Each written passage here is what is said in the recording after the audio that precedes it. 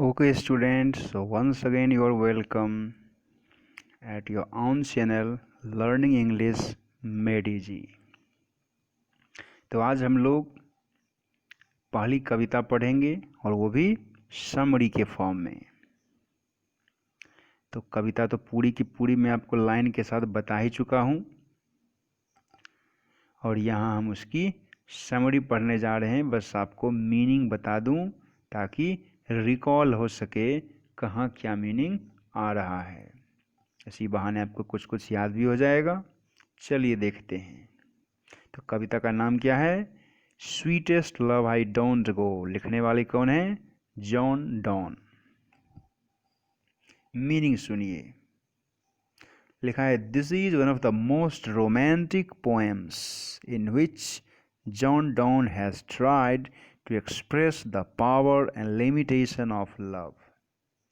मतलब कि John Donne के द्वारा लिखी गई ढेर सारी रोमांटिक पोएम्स में से ये एक है। और फिर से मैं आपको याद दिला दूं कि रोमांटिक का मतलब ये फिल्म वाला रोमांटिक सीन नहीं है।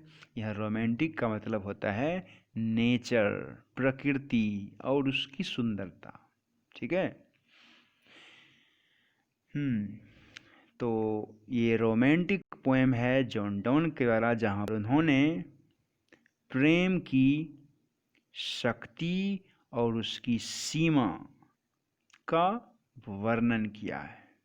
फिर लिखा है कि जॉन डॉन बेसिकली मेटाफिजिकल या स्पिरिचुअल पोएट हैं।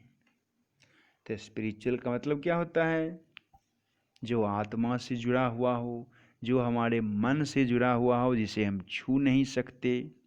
और उनकी थीम में विशेष करके प्रकृति, आत्मा, भावनाएं ये सब रहती हैं।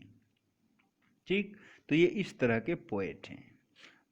अब देखिए, लिखा है कि ऐसा कहा जाता है कि ये कविता उन्होंने अपनी पत्नी को डिवोट की थी, जिसे वे बहुत प्यार करते थे, to the core of his heart. तो ये तो हो गया लेसन का बैकग्राउंड। अब देखिए स्टेंजा के साथ। तो लिखा है, इन द फर्स्ट स्टेंजा, प्रथम स्टेंजा में पोएट कहते हैं कि हिज बिलवेड, मैंने अपने बिलवेड से कहते हैं, बिलवेड समझ रहे हैं, मतलब कि अपनी प्रेमिका से कहते हैं कि वो दूर जा रहे हैं। किससे दूर?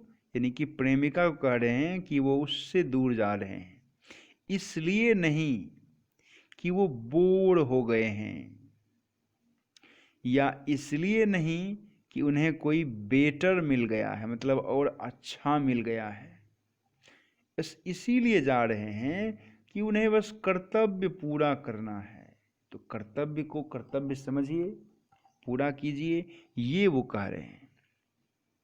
फिर इसी में देखो बताते हैं, कहते हैं कि डेथ इज इनएविटेबल, मतलब कि मौत तो अवश्यम भावी है, वो होके ही रहेगी। तो क्यों ना हम एक बार ट्राई कर लें पहले ही, क्यों ना हम एक बार ट्राई कर लें पहले ही कि कैसा महसूस होता है जब दो लोग डेथ के द्वारा, यानी कि क्रूर डेथ के द्वारा अलग कर दिए जाते हैं। ठीक, इसीलिए वो अपने लेडी लव को समझा रहे हैं कि अलग तो एक दिन हो ही जाना है, तो चलो पहले ट्राई करके ये देख लें महसूस कैसा होता है, ताकि बाद में हमें अधिक फर्क नहीं पड़े, या ऐसा कहें कि बाद में हमें अधिक पछतावा ना हो, क्योंकि हम तो ये सब पहले ही जान चुके होंगे कि ये सब तो बस दुनिया का एक ताना बाना है। फिर वो अपने लेडी लव को समझाते हैं कि उनके पास तो स्पेशल पावर है प्यार की, जिससे उनकी यात्रा क्या हो जाएगी? तेज हो जाएगी। Unlike the boring and traceless journey of the sun, वहीं सूरज जो है उस बेचारे को एक ही रास्ते से रोज जाना होता है, इसीलिए उसकी यात्रा बड़ी ही बोरिंग है। बेचारे को कोई शॉर्टकट भी नहीं है, उसका मकसद भी नहीं है वहीं आना है फिर जाना है। इस तरह से वो अपने आप को सन से अधिक पावरफुल बता रहे हैं और बता रहे हैं कि मेरे पास खास मकसद है, खास शक्ति है, इसीलिए मैं जल्दी से लौट के आ सकता हूँ, सन से भी तेज। फिर देखिए क्या बोलते हैं, लिखा है John Donne finds man to be extremely feeble. मतलब जॉन डॉन कहते हैं कि आदमी तो बड़ा ही कमज़ोर है भाई, और असहाय भी है। किसके सामने? भाग्य के सामने। सही बात है। But he claims himself to overcome it with the powerful wings of love. लेकिन वो कहते हैं कि मैं तो इसे भी जीत जाऊंगा। कैसे? अपने प्रेम की शक्ति से, प्रेम के मजबूत पंखों के सहारे। तो वो रोकते हैं अपनी प्रेमिका को रोने से।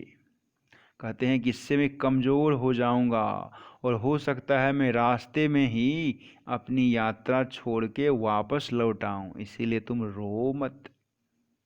फिर पोएट एक्सेप्ट करते हैं कि वो तो अपना लाइफ वेस्ट कर रहे हैं, मतलब कि उसके पीछे, अपनी प्रेमिका के पीछे। फिर भी वो कहते हैं कि वही उनके लिए सबसे अच्छी है, क्योंकि वो उनके शरीर से अलग कहाँ है, वो तो उनकी आत्मा जैसी है।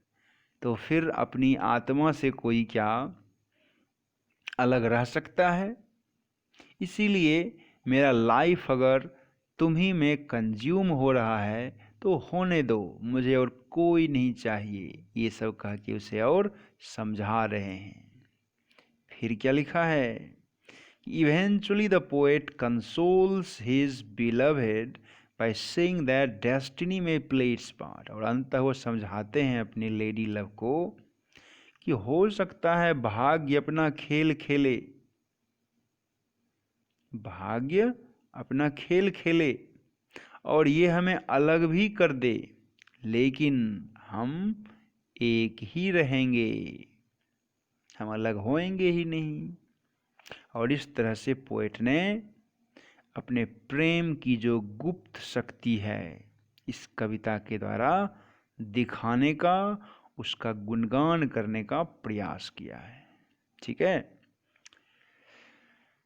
तो आपकी ये कविता भी समाप्त हो गई समरी के फॉर्म में।